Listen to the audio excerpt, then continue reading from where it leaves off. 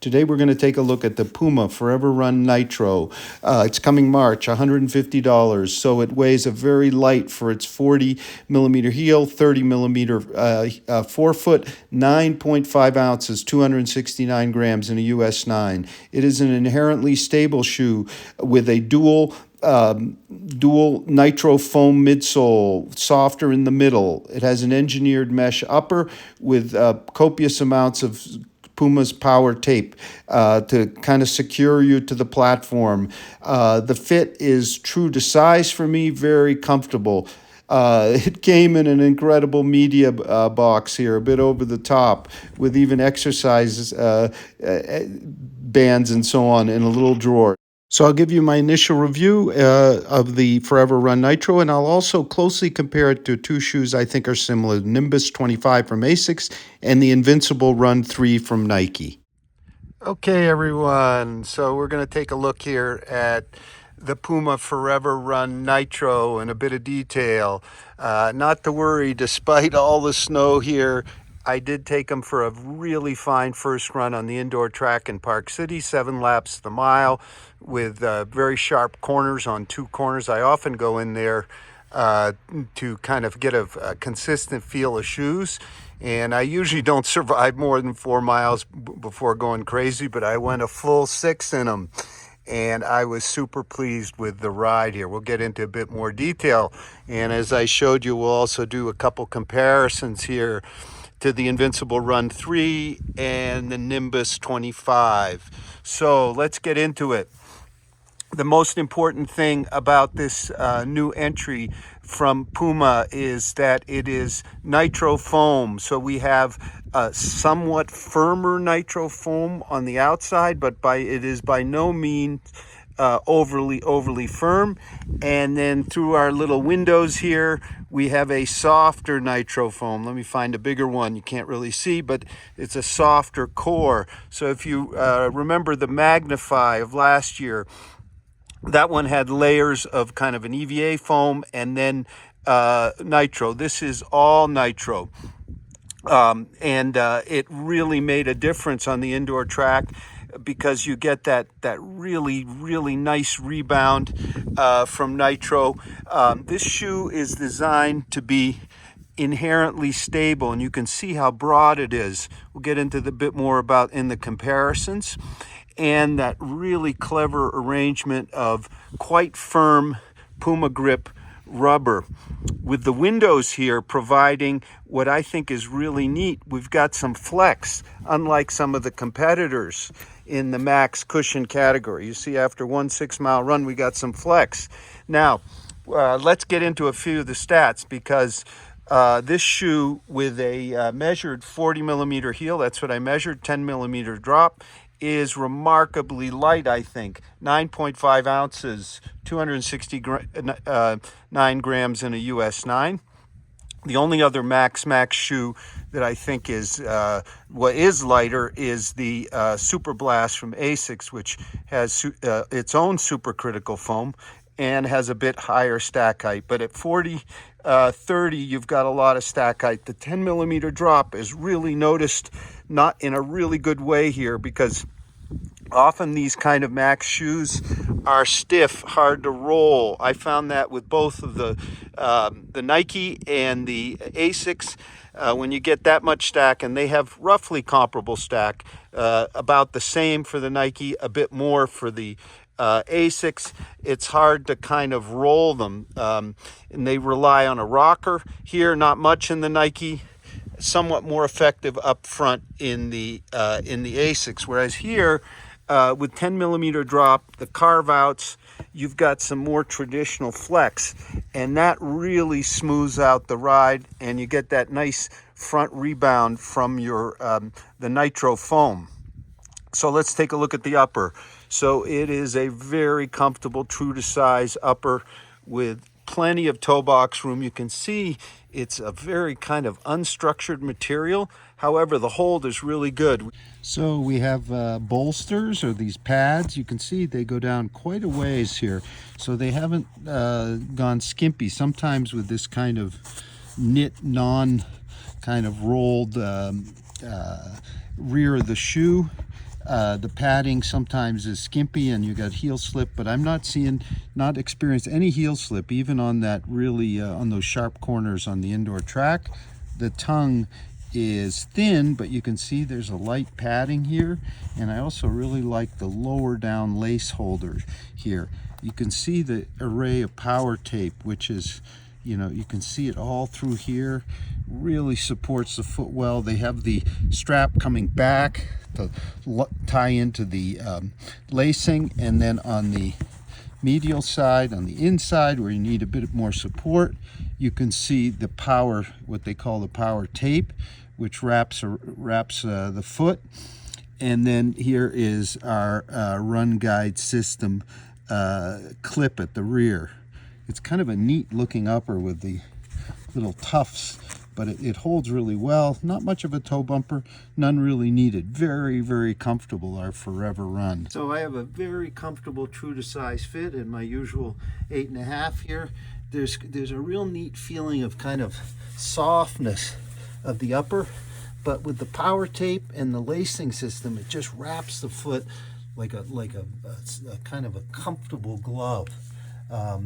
And the heel counter is also comfortable because of those big bolsters I showed you early. So it's a really kind of smooth, easy fitting upper here.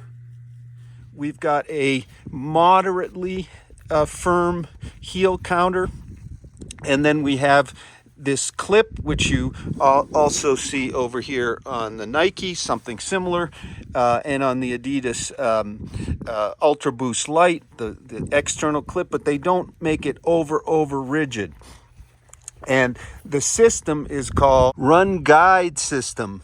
And Puma collaborated with the Kaiser Orthopedic Clinic in Copenhagen in Denmark, and part of what we have here is a really neat insole. It looks like a EVA type material with a metatarsal pad.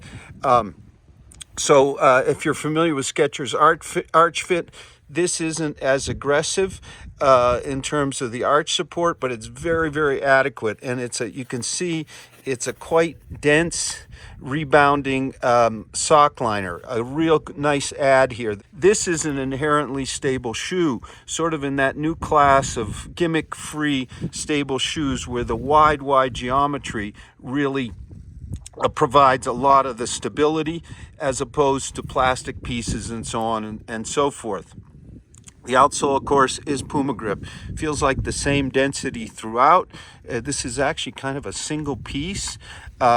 You can see that we have actually more kind of coverage on the lateral side, something I like. I tend to heel strike. I don't need much pronation control, but I think there's plenty here in a more subtle way than many of the shoes. What I really noticed here is the support is concentrated towards the heel, towards the back, and I didn't feel like my stride flow was impeded going further forward. As you can see, after that big heel, you've got pretty narrow midfoot, so that really helps you move along off the heel with its stability.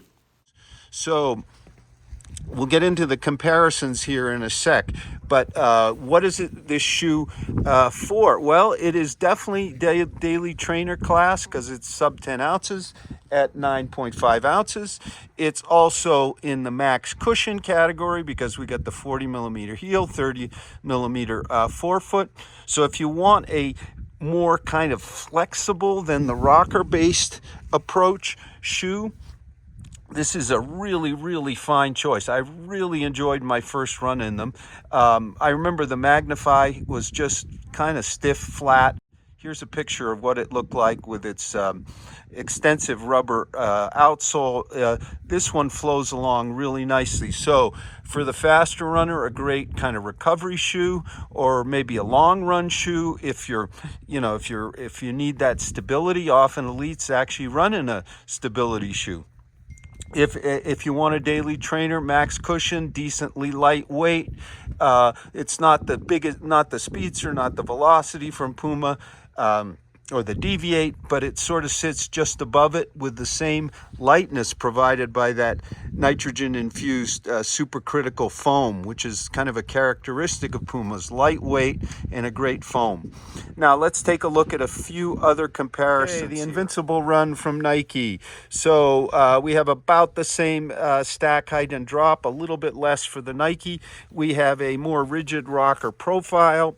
Of course, we have the ZoomX foam, but it's sort of a bit more masked because of the more rigid, firmer platform here. It is also stable. You've got a big rubber outsole. It looks like Nike went kind of all in on the rubber, whereas Puma is a little more judicious. That leads, I think, for me anyway, to a little bit smoother ride. And I think the foam actually in the Nitro foam in this implementation, it kind of shines a little brighter than ZoomX because it's kind of sandwiched, but still ZoomX is pretty special.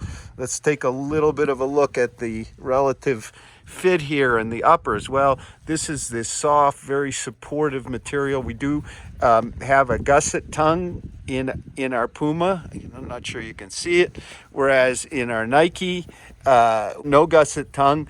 The mesh is quite a bit more rigid in the Nike. This is a bit more of a performance fit, not quite as comfortable for me. If you were to choose, well, you really can't go wrong with either of them. But personally, I'm preferring the increased flexibility up front and the smoother fitting upper of the Puma in this matchup. Now, you might say, wait a minute, the Invincible run was kind of that wild shoe. Well, and you can see our video review here and also our written review of of the Nike. Well, they've tamed it down quite a bit, and it's a much more stable shoe than it is before. So in terms of its weight, it is heavier at 10.35 ounces for a US 9 versus our Puma here at about 9.5. So there's quite a difference in weight. The Nike is heavier, even though the stack height is similar, probably because, in large part, because of the outsole coverage here, but you've got plenty in the Puma. So I'm going to pull up my wife's Nimbus 25 here now. Now this is an interesting comparison, that's for sure. Let's bring it over here side by side. Both have superb uppers in terms of comfort, softness. The Puma may be a bit more locked down for me, but they're both really comfortable uppers. The Nimbus also sits on a super broad platform, as you can see here, and it also tries to be an inherently stable shoe. So we have a bit more stack height at 41.5, plus we have a lower drop at 8 millimeters here, so there's more forefoot cushioning, but that translates into what I think is not as smooth, kind of a more flexible kind of flow. You can see the toe spring here is more pronounced, whereas here you have a longer toe spring. Of course, I showed you the flex. Here, she's got quite a few miles on them. No flex here, or very little compared to our Puma, which has already some flex. So the geometry up front of the Asics is really good. You do roll off it, and you do sense a bit more cushion, but it's not nearly as lively a kind of a rebound effect as the Nitro here. The other thing about the Asics in comparison to the Puma, and let me line up the heels here a little better so you can see.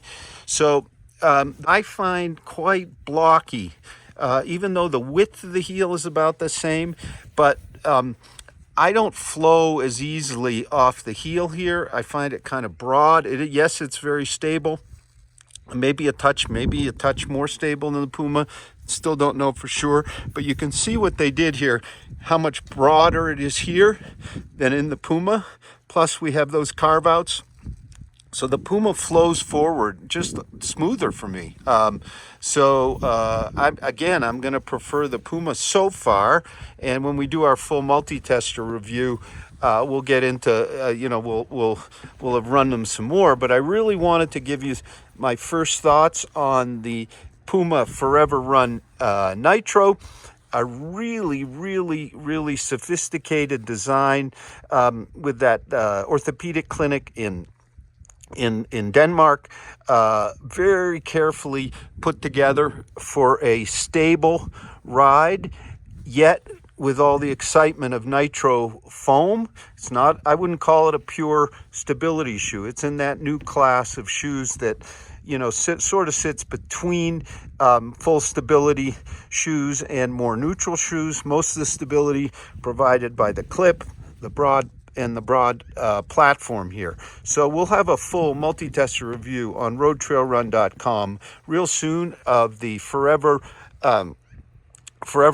Nitro from Puma, $150. It's out in March, and Puma was kind enough to send us that the sample in that incredible media package that I showed you earlier. I just wish maybe they thought a little more sustainably, but it was fun to open with all the exercise equipment in the little drawer. Thank you very much for watching. Have a great run.